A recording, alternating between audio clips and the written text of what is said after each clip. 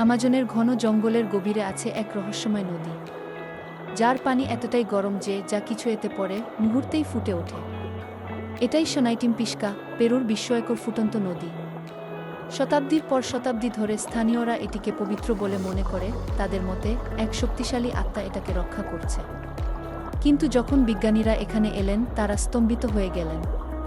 তারা দেখলেন নদীর পানির তাপমাত্রা 200 ডিগ্রি ফারেনহাইট। আর সবচেয়ে আশ্চর্যের ব্যাপার, এলাকাটিতে কোনো আগ্নেয়গিরি নেই। তাহলে কিভাবে ফুটছে এই নদী?